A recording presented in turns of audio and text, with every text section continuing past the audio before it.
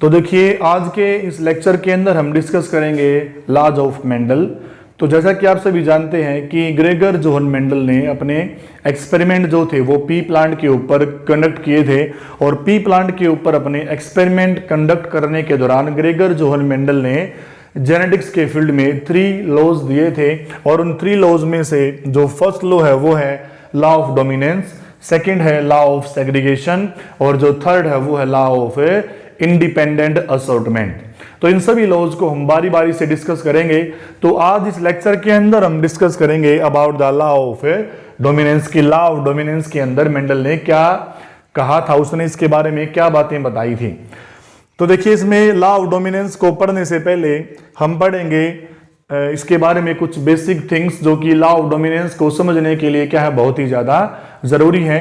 तो देखिए जब इससे पहले वाले लेक्चर के अंदर हम डिस्कस कर चुके हैं, इसके ऊपर एक वीडियो हमने पहले बना रखी है जिसमें आपको मैंने बताया था कि मेंडल ने पी प्लांट के ऊपर जब अपने एक्सपेरिमेंट कंडक्ट किए थे तो उसने पी प्लांट के 7 पेयर ऑफ कंट्रास्टिंग ट्रेट को स्टडी किया था और उन 7 पेयर ऑफ कंट्रास्टिंग ट्रेट के अंदर से जो फर्स्ट ट्रेट है वो क्या था, वो है प्लांट की हाइट।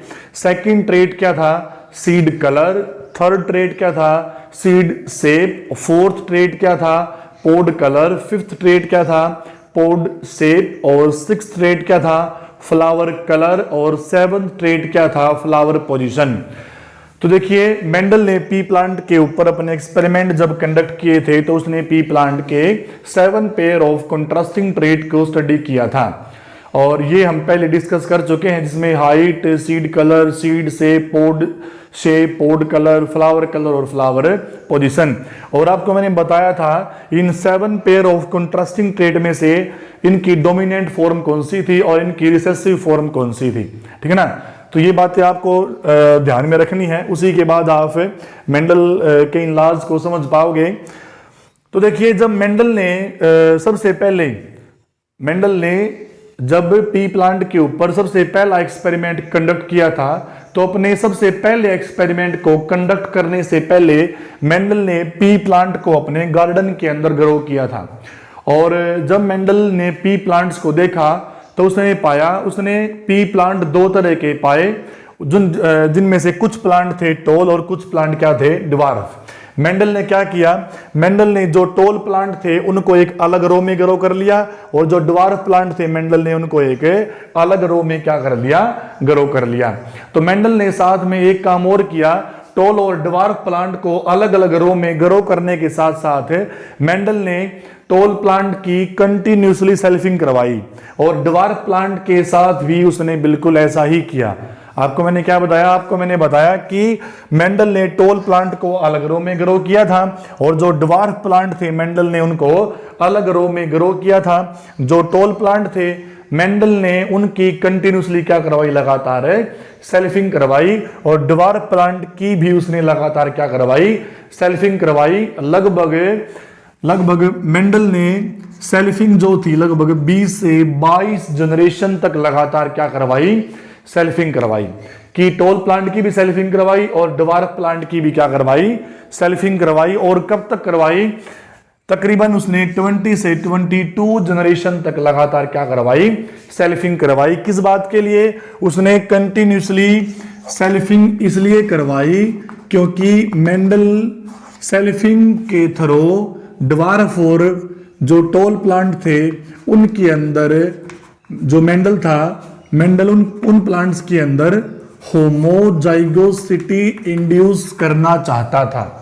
तो देखिए होमोजाइगस और हेटेरोजाइगस कंडीशन के बारे में हम पहले पढ़ चुके हैं कि what is the meaning of the homozygous condition and what is the meaning of the heterozygous condition. तो देखिए कि मेंडल ने टॉल और ड्वार्फ प्लांट के अंदर 20 से 22 जनरेशन तक लगातार सेल्फिंग क्यों करवाई, क्योंकि सेल्फिंग के थ्रू मेंडल उन प्लांट्स के अंदर होमोजाइगोसिटी इंड्यूस करवाना चाहता था। होमोजाइगोसिटी का मतलब होता है वो जीन्स के अंदर प्योरिटी लाना चाहता था। कि मतलब कि जो टॉल प्लांट है वो क्या हो जाए, दे बिकम प्योर टॉल, और जो ड्वार्फ प्लांट है वो भी क्या हो जाए, दे बिकम प्योर ड्वार्फ।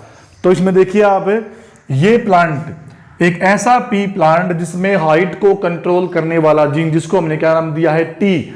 तो एक ऐसा पी प्लांट जिसके अंदर हाइट को कंट्रोल करने वाला जो टी नाम का जीन है, अगर किसी प्लांट के अंदर दोनों के दोनों, अगर किसी पी प्लांट के अंदर अगर जो हाइट को कंट्रोल करने वाला जो टी नाम का जीन है, अगर इसकी दोनों कॉपी कैसी हो, उस प्लांट के अंदर डोमिनेंट हो, ठीक है ना, तो क्या बोलेंगे, this plant is the pure toll.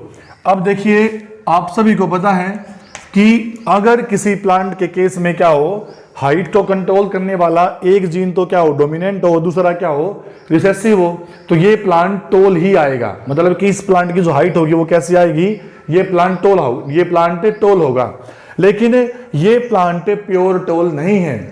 जैसे कि देखिए, इस प्लांट में दोनों जीन कैसे हैं, डोमिनेंट है, तो ये प्लांट प्योर टोल है, जबकि ये प्लांट टोल तो है लेकिन ये प्लांट प्योर टोल नहीं है, क्योंकि इस पेयर के अंदर एक जीन डोमिनेंट है और दूसरा जीन इसके अंदर क्या है, रिसेसिव है। तो इस प्लांट को हम प्योर टोल का नाम नहीं देंगे, ठीक है ना। तो इसमें याद रखो आप, तो सिंपल सी बात है।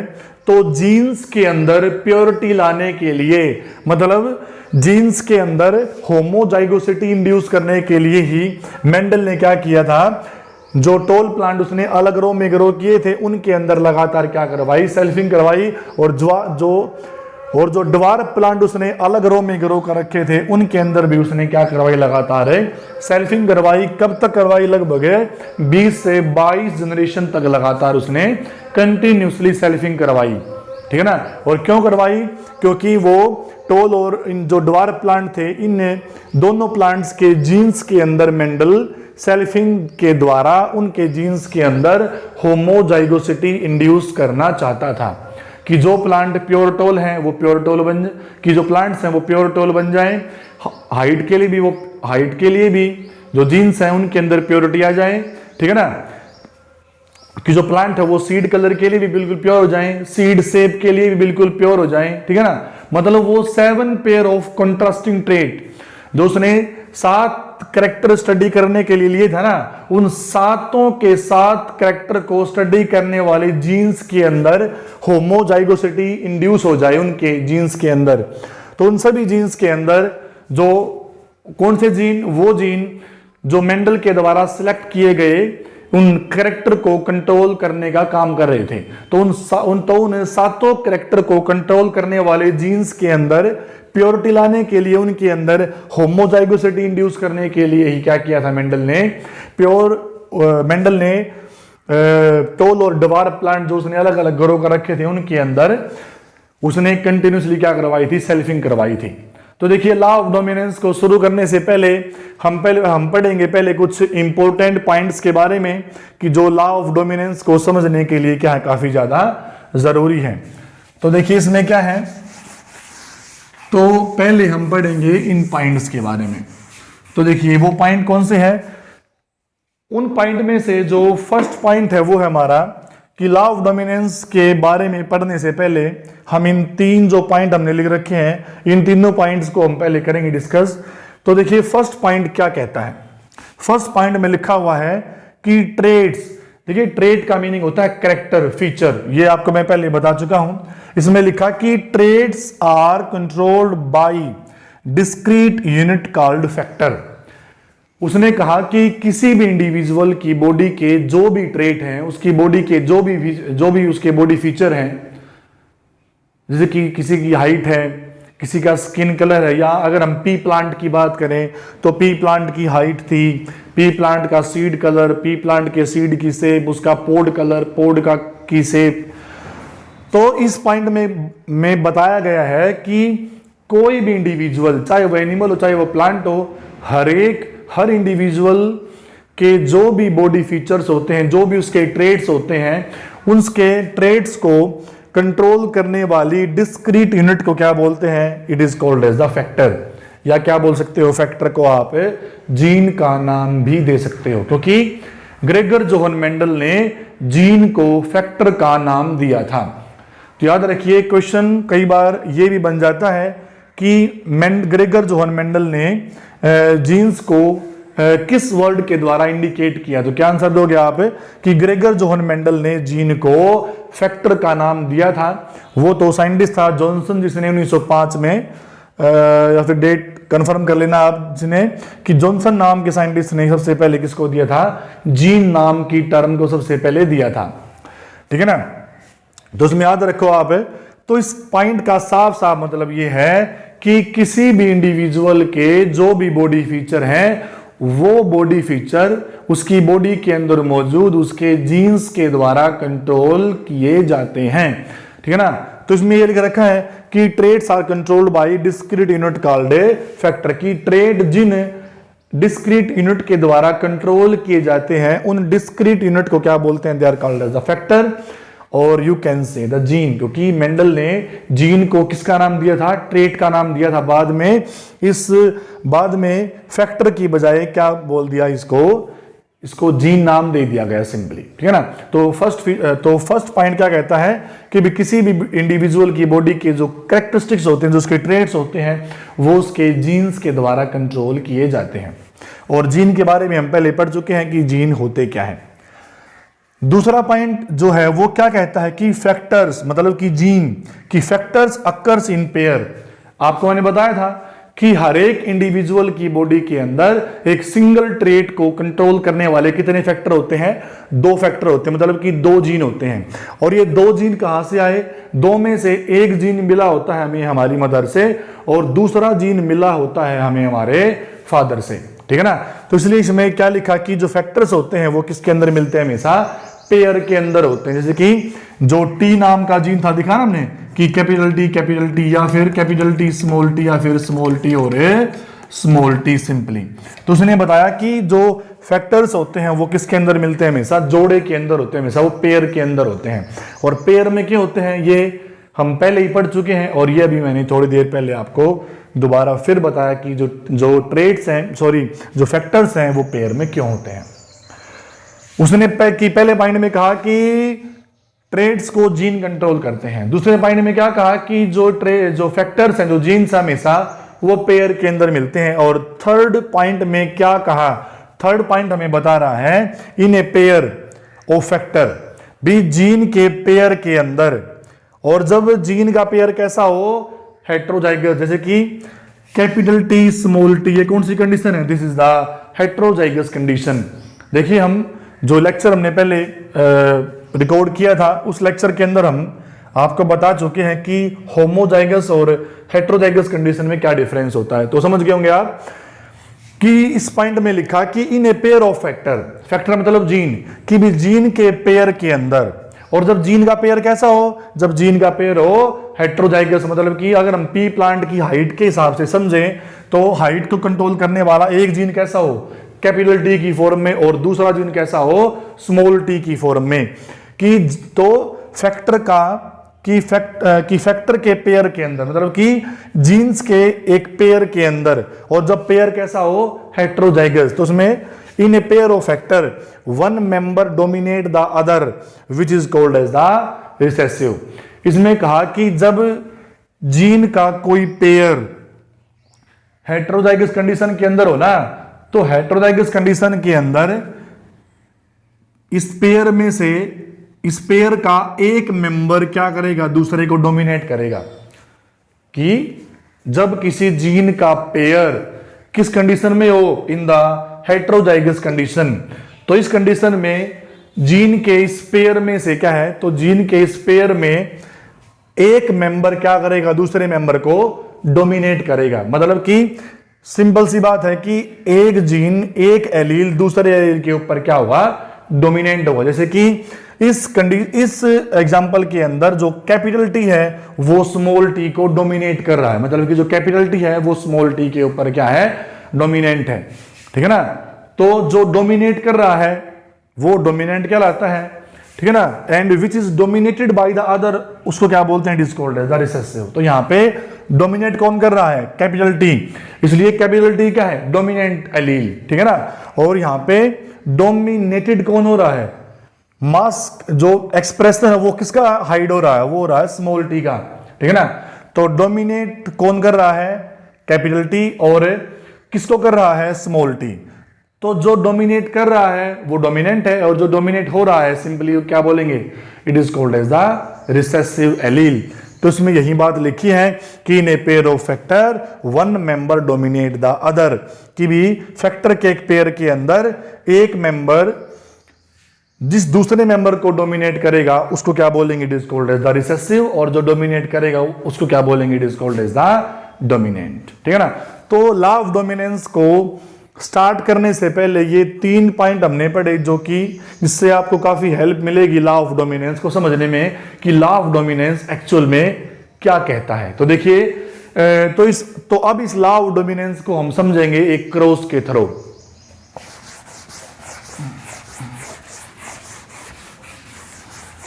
तो एक क्रॉस के थ्रू समझेंगे इसको। देखिए, तो क्रॉस के अंदर हम दिखाएंगे कि ग्रेगर जोहन मेंडल ने क्रॉस में क्या ले लिया,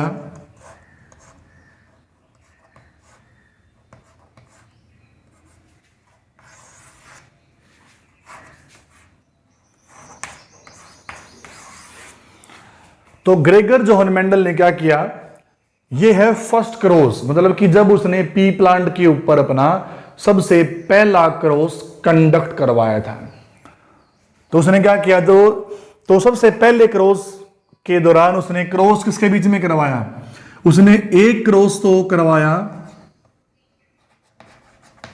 उसने क्रॉस में क्या लिया था, तो अपने क्रॉस के अंदर ग्रेगर जोहन मेंडल ने एक प्लांट कैसा लिया था, प्योर टोल, और दूसरा प्लांट उसने कैसा लिया था, बिल्कुल प्योर ड्वार्फ। तो उसने एक प्लांट कैसा लिया, प्योर टोल, और एक प्लांट उसने कैसा लिया था, प्योर ड्वार्फ।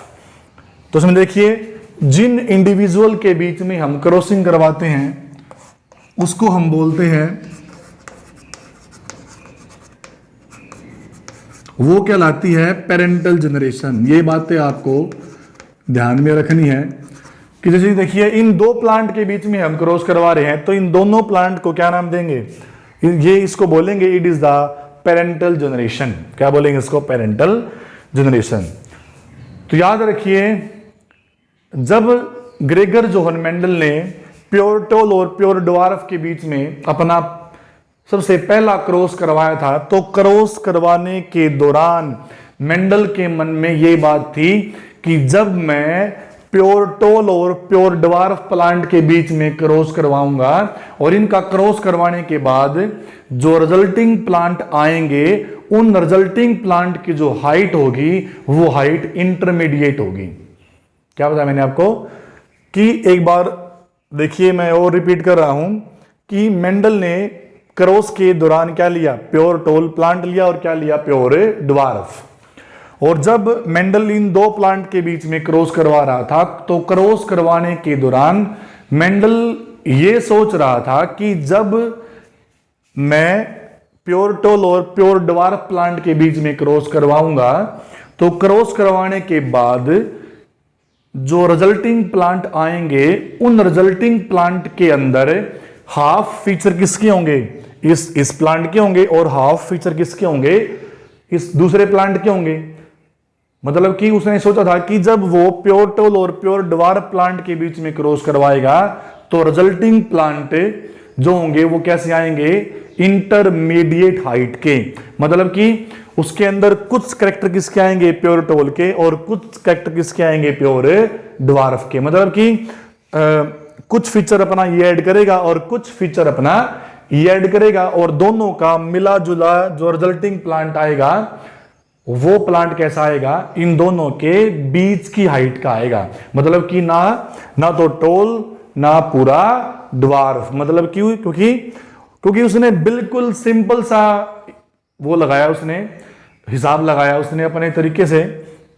उसने बिल्कुल सिंपली सोचा था कि जब वो प्योर टोल और प्योर ड्वार्फ के बीच में क्रॉसिंग करवाएगा, तो सिंपल सी बात है, तो इन दोनों के बीच में क्रॉस करवाने के बाद जो नया प्लांट आएगा ना, कि जो न्यू प्लांट जो ग्रो करवाएगा, वो उस न्यू प्लांट में हाफ जीन किसके होंगे, प्योर टोल के, और हाफ जीन किसके होंगे, प्योर ड्वार्फ के होंगे। इसलिए दोनों तरफ से दोनों के जीन आगे, और दोनों के दोनों तरफ से आए हुए जो जीन्स है वो अपना अपना काम करेंगे, इसलिए कुछ फीचर इसके आएंगे और कुछ फीचर किसके आएंगे, इसके आएंगे। और उसने क्या सोचा कि जो प्लांट होगा ना तो वो प्योर टोल आएगा, ना क्या आएगा, प्योर ड्वार्फ आएगा। वो प्लांट कैसा आएगा, इंटरमीडिएट हाइट का आएगा, मतलब कि उस प्लांट की हाइट बीच की होगी, इसके और इसके बीच की, ना वो प्योर टोल होगा ना वो प्योर ड्वार्फ होगा। लेकिन एक्चुअल में ऐसा नहीं हुआ था। तो क्या हुआ देखिए, एक्सपेरिमेंट के अंदर हम पढ़ेंगे कि मेंडल के अकॉर्डिंग रिजल्ट आया था कि नहीं आया था। तो देखिए, जिन दो प्लांट के बीच में हम क्रॉसिंग करवा रहे हैं उन दो प्लांट को हम क्या बोलते हैं, उन प्लांट्स को हम बोलते हैं they are called as the parental generation. क्या बोलेंगे इनको, they are called as the, तो उन दो प्लांट को हम नाम देंगे they are the parental generation. अब देखिए, अब हम बनाएंगे गैमेट्स बनाएंगे। आपको मैंने बताया था कि गैमेट्स जो होते हैं वो बनते हैं बाय द मेयोसिस, और मेयोसिस कहलाता है रिडक्शनल डिवीजन, ठीक है ना, जो कि डॉटर सेल्स के अंदर क्रोमोसोम नंबर को क्या करता है, रिड्यूस्ड टू हाफ। मतलब कि मेयोसिस के दौरान जो डॉटर सेल्स बनती हैं उन डॉटर सेल्स के अंदर क्रोमोसोम के जो नंबर्स हैं वो अपनी पेरेंट सेल के कंपेयर में क्या होते हैं, हाफ होते हैं, आधे होते हैं। मतलब कि गैमेट्स के अंदर एक जीन की एक कॉपी होती है। तो गैमेट्स जब बनाएंगे क्या कर देंगे, इन दोनों को एक दूसरे से सेपरेट करके दिखा देंगे। तो गैमेट बनाओ, जैसे कि देखो, कैपिटल टी, एक कैपिटल टी मिल गया एक गैमेट को और दूसरा कैपिटल टी क्या मिल गया, दूसरे गैमेट को।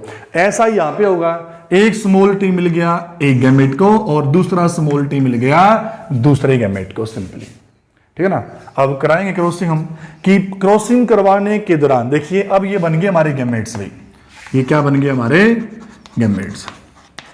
तो जब भी आप इस तरह की क्रॉसिंग करवा के आपको दिखानी पड़े एग्जाम वगैरह में, तो इसमें क्या करोगे आप, तो आप साथ में लिखोगे कि जिनके बीच में क्रॉसिंग करवा रहे हो वहां पे क्या लिखोगे, पी जनरेशन, या और यू कैन से पेरेंटल जनरेशन, और ये क्या बना के दिखाओगे आप, गैमेट्स। तो यहां पे लिखोगे आप, इंडिकेट करोगे कि दीज आर द गैमेट्स।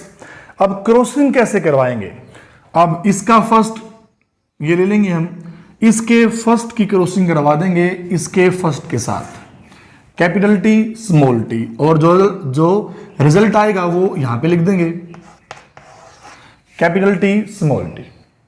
फिर इसी के पहले की क्रॉसिंग करवा देंगे इसके दूसरे के साथ, ये भी क्या आएगा, कैपिटल टी स्मॉल टी। अब इसका सेकंड ले लेंगे, इसके सेकंड की करवा देंगे पहले इसके फर्स्ट के साथ, क्या आएगा, रिजल्ट वही आएगा, कैपिटल टी स्मॉल टी, और ये क्या आएगा, दूसरे की पेयरिंग, दूसरे की क्रॉसिंग दूसरे के साथ, कैपिटल टी स्मॉल टी। तो क्रॉस करवाने के बाद ये आगे हमारे पास रिजल्टिंग प्लांट, ठीक है ना, ये है रिजल्टिंग हाइब्रिड, ठीक है ना। और इनको जो न्यू प्लांट आए हैं इनको हम बोल देंगे F1 जनरेशन। क्या बोल देंगे इनको, they are called as the, these plants are called as the F1 generation. भाई F1 का मतलब होता है फिलियल, F1 का मीनिंग क्या होता है, फिलियल, मतलब कि फिलियल 1 जनरेशन, और फिलियल का मतलब होता है सन, बेटा। मतलब कि जो रिजल्टिंग प्लांट आए हैं they are called as the, जो रिजल्टिंग इंडिविजुअल है या एनिमल की बात है, प्लांट की बात है, किसी की बात कर रहे हैं, तो F1 जनरेशन के अंदर F का मीनिंग क्या है, फिलियल, F1 जनरेशन, और you can say the filial 1 generation. तो यहां पे देखिए सभी का जीनोटाइप कैसा आया है, capital T small T, capital T small T, capital T small T, capital T small T. और आप सभी को पता है कि कैपिटल टी स्मॉल टी जब इकट्ठा आएंगे तो यहां पे किसके एक्सप्रेशन आएंगे, यहां पे कैपिटल टी के एक्सप्रेशन आएंगे, स्मॉल टी यहां पे अपना एक्सप्रेशन शो नहीं कर पाएगा। हम बारी बारी से इस बात को पढ़ते आ रहे हैं काफी, है ना, तो हमने बहुत बार इस बात को पढ़ लिया। तो देखिए F1 जनरेशन के जो रिजल्टिंग प्लांट आए वो सारे के सारे कैसे आए, टोल, ये पीटोल, ये भी टोल, और ये भी टोल, और ये भी क्या है, टोल, सिंपली भी। तो मेंडल जब क्रॉस करवा रहा था तो मेंडल के मन में क्या बात थी, मेंडल जब क्रॉस करवा रहा था तो मेंडल के मन में ये बात थी कि जब मैं प्योर टोल और प्योर ड्वार्फ के बीच में क्रॉसिंग करवाऊंगा तो क्रॉस करवाने के बाद जो रिजल्टिंग प्लांट आएंगे वो रिजल्टिंग प्लांट इन दोनों के बीच की आएंगे, मतलब कि उन रिजल्टिंग प्लांट की जो हाइट है वो इन दोनों पौधों के बीच की आएगी, मतलब कि वो प्लांट कैसे होंगे, इंटरमीडिएट। लेकिन एक्चुअल में ऐसा नहीं हुआ कि F1 जनरेशन के अंदर सारे के सारे प्लांट कैसे आए, टोल आई। तो मेंडल के अकॉर्डिंग रिजल्ट नहीं आया कि जो मेंडल सोच रहा था कि जो सारे प्लांट है वो कैसे आएंगे, इंटरमीडिएट हाइट के आएंगे, लेकिन सारे के सारे प्लांट कैसे आए, टोल आए। तो मेंडल के अकॉर्डिंग रिजल्ट नहीं आया। तो मेंडल ने इस बात को सोचा कि उसके अकॉर्डिंग रिजल्ट क्यों नहीं आया, मतलब कि जब दोनों के बीच में क्रॉसिंग करवाई है और क्रॉस करवाने के बाद जो रिजल्टिंग प्लांट आए हैं उस रिजल्टिंग प्लांट में हाफ जीन इसकी तरफ से आए हैं और हाफ जीन इसकी तरफ से आए हैं, तो फिर जो ड्वार्फ प्लांट था इस प्लांट के जीन्स के साथ क्या हुआ, मतलब कि इस प्लांट के जीन अपना एक्सप्रेशन शो क्यों नहीं कर पाए, इस प्लांट्स के जीन के साथ ऐसा क्या हो गया, ठीक है ना, कि ये इस प्लांट के जीन अपना एक्सप्रेशन शो नहीं कर पाए, ठीक है ना।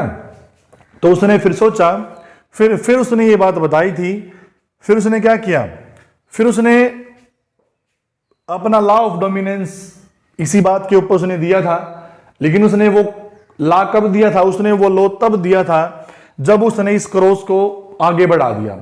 आगे कैसे बढ़ाया, उसने इस क्रॉस को आगे ऐसे बढ़ाया, उसने F1 जनरेशन के जो प्लांट थे, उसने F1 जनरेशन के जो प्लांट थे उनकी सेल्फिंग करवा दी उसने, मतलब इन प्लांट के अंदर क्या करवा दिया उसने, सेल्फ पोलिनेशन करवा दिया। क्या करवा दिया उसने इस प्लांट के अंदर, सेल्फ पोलिनेशन करवा दिया इसके अंदर।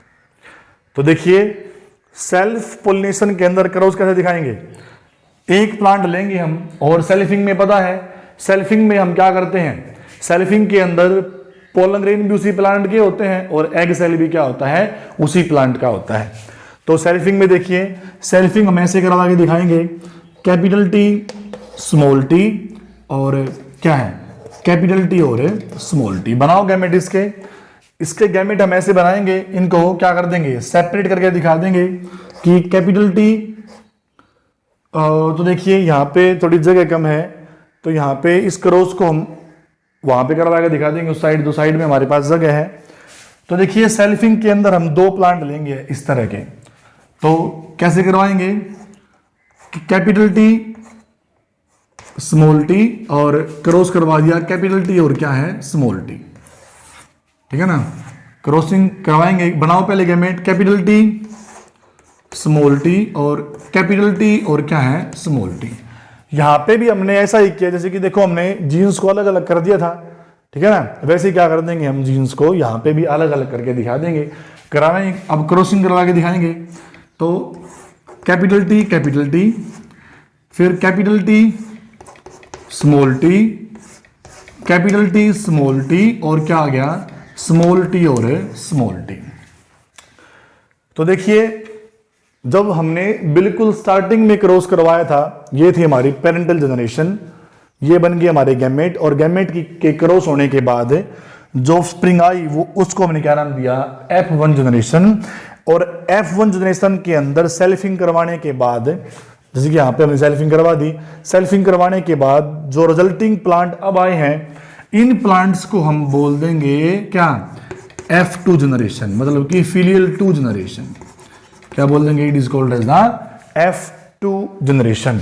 और F2 जनरेशन वाले जो प्लांट है इनका जीनोटाइप देखो आप, कैपिटल टी, ये प्लांट कैसा है, ये प्लांट है टोल, ये प्लांट कैसा है, कैपिटल टी स्मॉल टी, ये प्लांट भी कैसा है, टोल।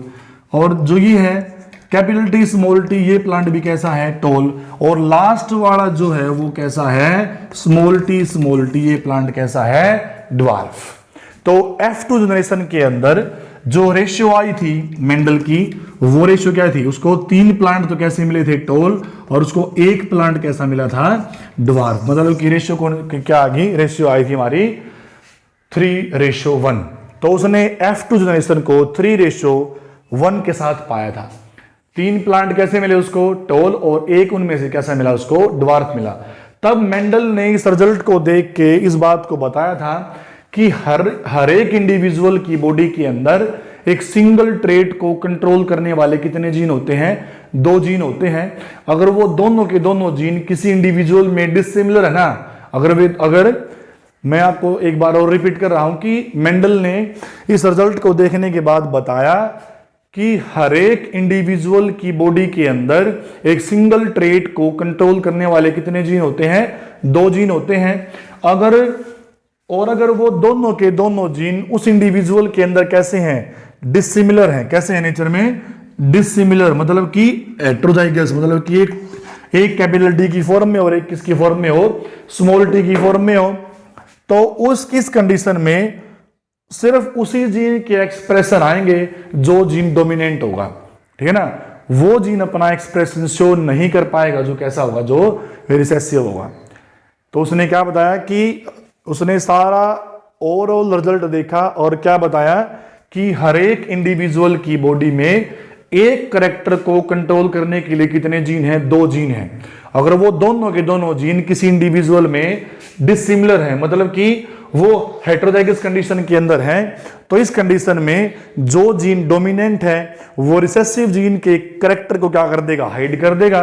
और क्या करेगा? और उस कंडीशन में सिर्फ डोमिनेंट जीन ही क्या करेगा? अपने एक्सप्रेशन को शो करेगा, ठीक है ना। जैसे कि यहाँ पे कैपिटल टी जो है वो स्मॉल टी के ऊपर क्या है? डोमिनेंट है, ठीक है ना। तो इसलिए इन सभी प्लांट के अंदर सिर्फ कैपिटल टी के फीचर एक्सप्रेस हुए, स्मॉल टी के फीचर यहाँ पे एक्सप्रेस है नहीं हुए। जब इसी क्रॉस को आगे हमने बढ़ा, जब सेल्फिंग करवाई, तो स्मॉल टी को स्मॉल टी के साथ कंबाइन होने का चांस मिल गया, और जैसे ही स्मॉल टी कंबाइन फॉर्म में आए तब उन्होंने क्या कर दिया? अपना एक्सप्रेशन शो कर दिया। अदरवाइज रिसेसिव जीन जब तक डोमिनेंट जीन के साथ आता रहेगा तब तक रिसेसिव जीन अपना एक्सप्रेशन शो नहीं कर पाएगा। तो ये था हमारा this is the law of dominance.